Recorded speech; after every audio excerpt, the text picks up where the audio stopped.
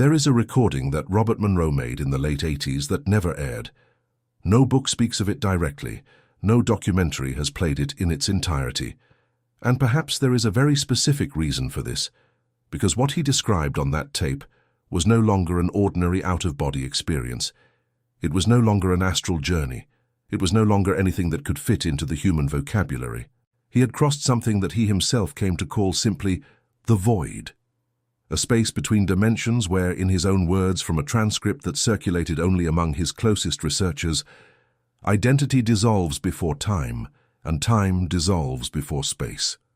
And it was exactly in that place, without a body, without a name, without a memory of what it was to be human, that he claims to have received a message that completely changes the way you will look at your own life in the next few minutes. If you feel right now anything like a chill on the back of your neck, a strange sensation of already knowing what I am talking about, even before I explain it, pay attention. This is no coincidence. It is your system recognizing something that your rational mind has yet to remember. Robert Monroe was not a mystic. This is the first detail that needs to be made absolutely clear before anything else.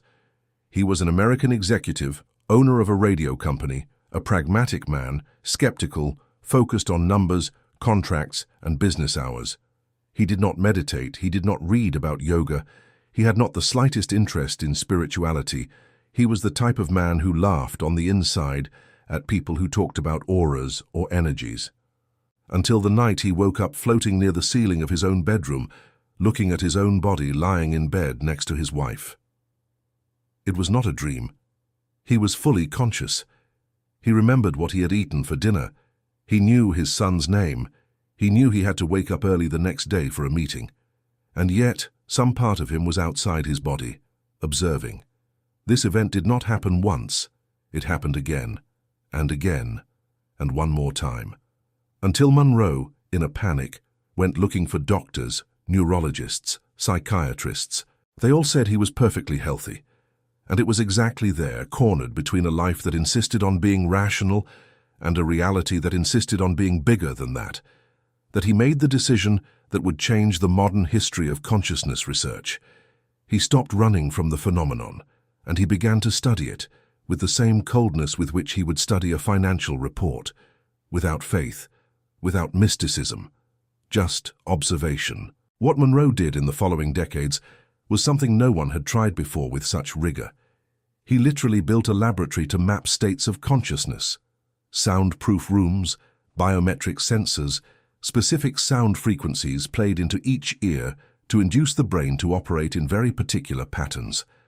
And it was from these experiments that he created one of the most detailed tools that have ever existed to understand what happens when you leave the common waking state. He gave technical names to each state. He called Focus 10 the place where the body sleeps but the mind remains awake. He called Focus 12 the state of expanded consciousness, where you begin to perceive things that are beyond the five senses. Focus 15, the state out of time, where past and future cease to exist. Focus 21, the border between the physical world and everything that exists beyond it. And it was from this point, exactly from Focus 21, that the map begins to be incomplete. Because what exists after that, Monroe could never put into words definitively. He tried. His research colleagues tried. His books touch on the subject, but always with a strange hesitation, as if there were something there too great to be named. And it is in this territory, it is in what he called several times the void beyond Focus 21, that the story you need to hear begins to take shape. Because it was there, according to him, that human consciousness detaches itself from everything it believes itself to be. You are no longer man or woman. You are no longer Brazilian, American, young, old. You no longer have any memory of whom you loved or whom you lost. You just are. And that word, are, suddenly gains a weight that your everyday mind was never able to carry. This is where the story ceases to be just a spiritual curiosity and becomes something much more unsettling for anyone who still believes we are alone in this investigation. In 1983, the United States Army produced a document now widely known as the Gateway Process. This document has been declassified and is available to anyone who wants to read it. And what it does, in over 20 pages of technical language, is attempt to explain, based on physics, quantum mechanics, and neuroscience, how the method created by Robert Monroe effectively works. The American Army. Not a yoga center. Not a temple. The Army. These men, trained to be deeply skeptical of anything that could not be used strategically, reached the conclusion that human consciousness, under certain conditions, is capable of separating from the body, accessing information outside of linear time, and operating in a layer of reality that traditional physics still cannot measure. Think about that for a second. What mystics have said for thousands of years, what shamans tried to convey through rituals, what monks in Tibet spend their entire lives trying to achieve through silence, was practically confirmed in military language within an official report. And the document goes further. It suggests that consciousness not only exists outside the body, but that it is ultimately the only thing that truly exists. The rest, the body, matter, the physical world, would be just a projection, a kind of vibrational hologram that consciousness uses to generate specific experiences. And if that is true, then every moment of your life, every disappointment, every victory, every relationship, every poorly slept night, all of this is happening inside something that is much larger than your body can perceive. And it was exactly at this point in the research that Monroe began to report encounters he did not know how to name in any other way. He called them simply inspects. The inspects, according to Monroe, were not ghosts. They were not dead people. They were not angels in the religious sense of the word. He describes these intelligences as extremely ancient, calm, lucid presences that seem to observe humanity with a kind of contained affection, the way a university professor looks at a child learning to read. In several of the transcripts of his sessions, they say the same thing, with small variations in language. They say that Earth is not just a planet, it is a school, a carefully constructed environment, with very specific rules, so that consciousnesses that are still in the process of evolution can experience something that is practically impossible to experience anywhere else in what we call the cosmos. And that specific thing, according to them, is emotion. The density of human emotion, the fact that you have a body that feels hunger, cold, pleasure, jealousy, desire, anger, tenderness. This, from their point of view, is extremely rare. It is the cosmic equivalent of a high-precision laboratory. And the goal of all this, the inspects say, is not suffering. This is the most important point. Most people believe deep down that they are being punished by life, that they came to suffer, to pay karma, to learn through pain. But what the inspects communicated to Monroe was exactly the opposite. Suffering is just a byproduct, a side effect of when consciousness identifies too much with the body and forgets where it came from. The true purpose is to generate a very specific form of energy, an emotional frequency, and this frequency has a simple and almost disappointing name to hear, depending on the listener. Love.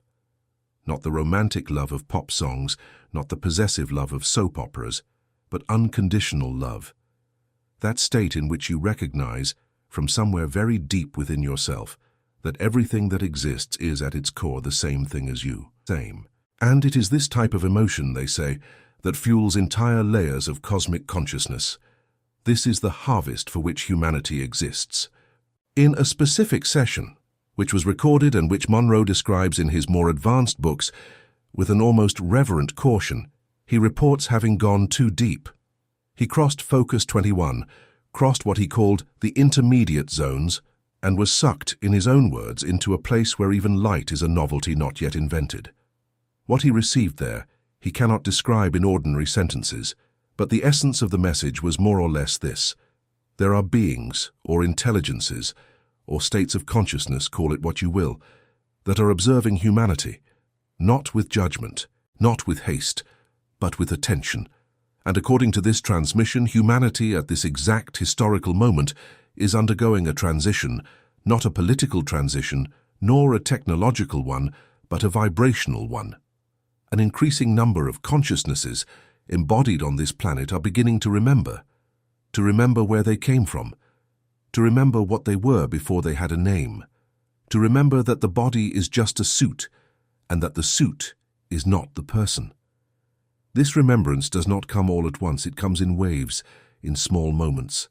In that strange feeling you sometimes get when you look at the sky at twilight, and something inside you silently understands something that your rational mind will never be able to explain.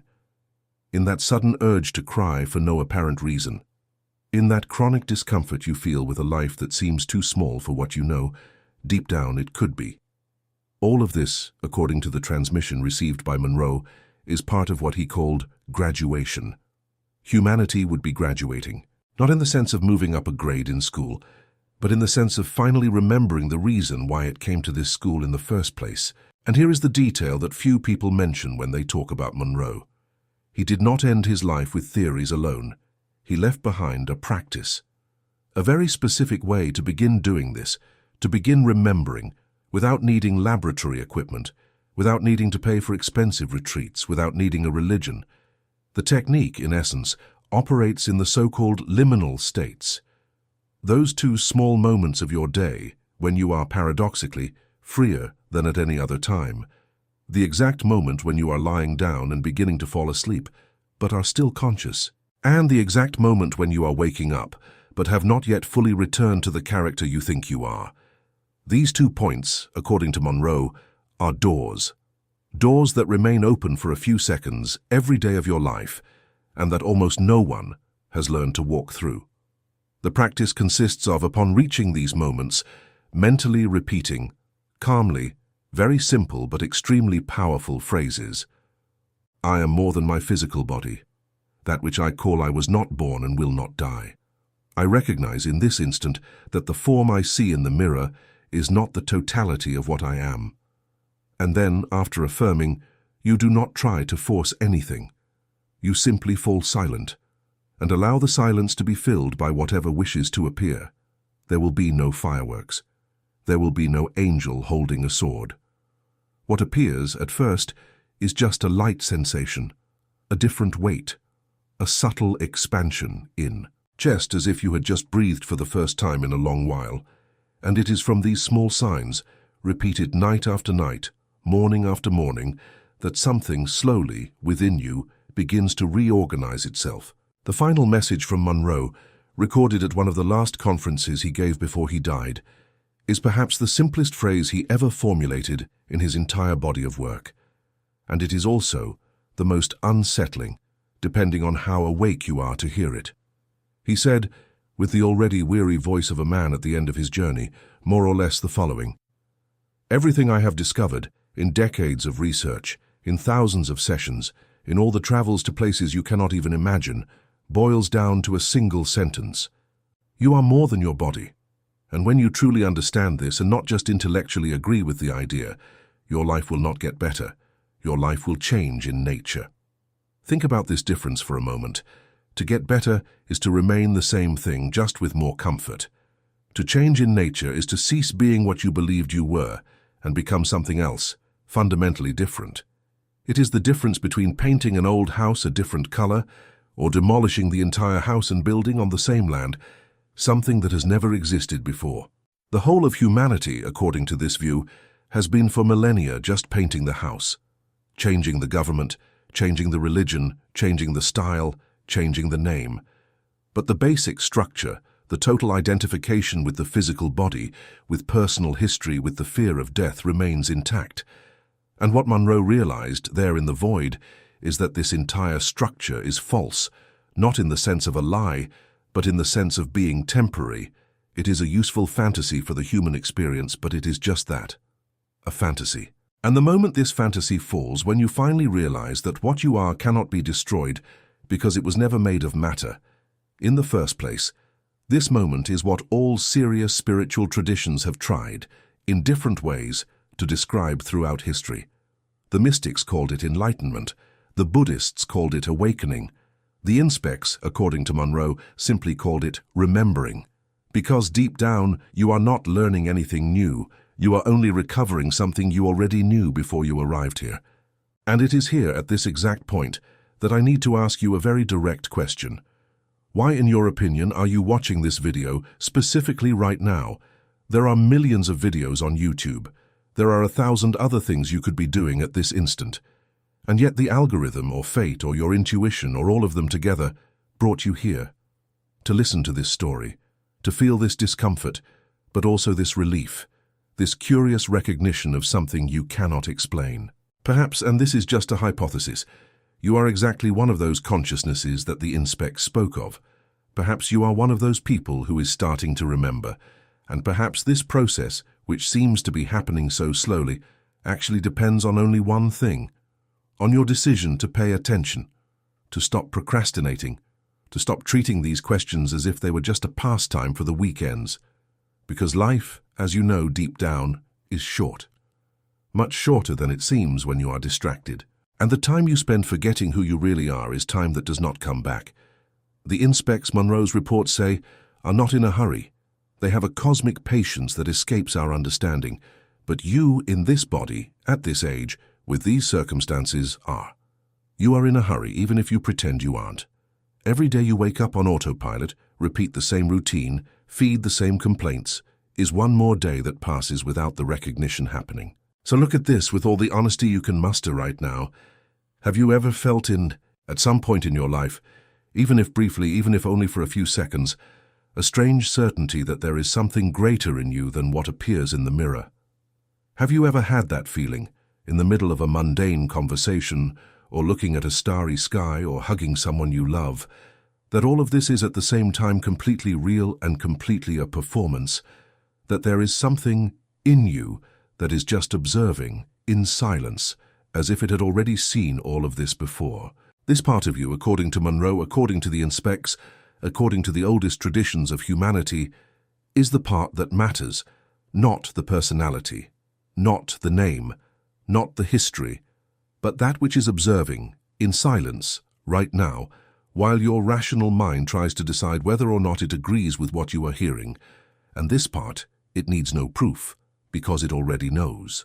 Monroe's lost recording, if it even exists, may never be fully released.